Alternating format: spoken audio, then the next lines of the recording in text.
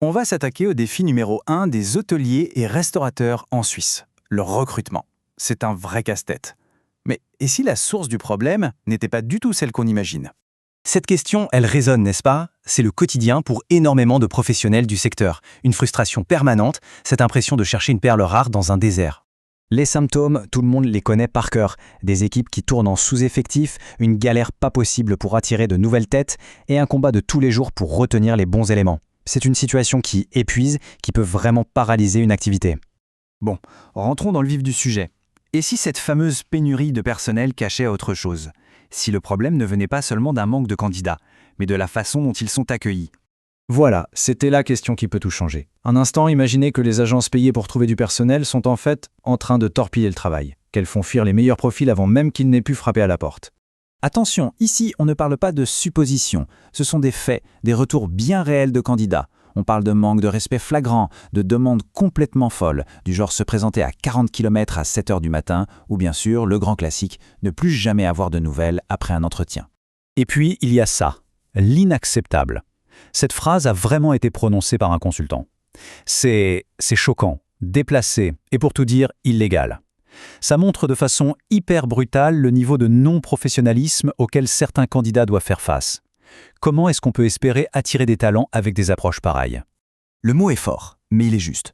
Au lieu d'aider, certains de ces intermédiaires filtrent mal, traitent mal les gens.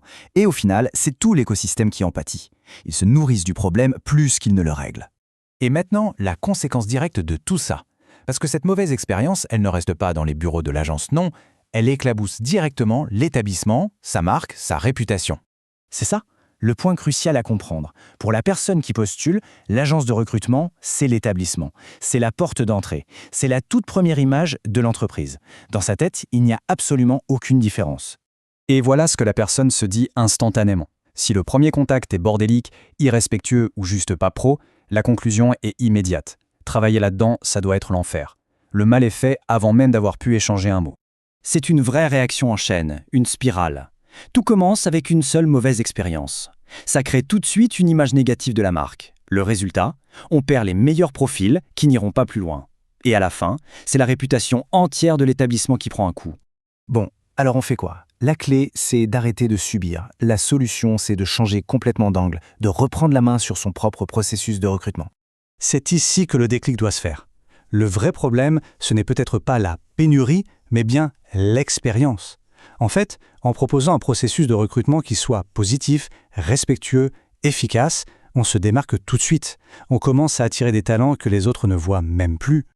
Concrètement, ça donne un plan d'action simple et direct. 1. On arrête de travailler avec les prestateurs qui ne respectent pas les candidats. C'est la base. 2. On utilise la puissance des réseaux sociaux pour s'adresser directement aux gens.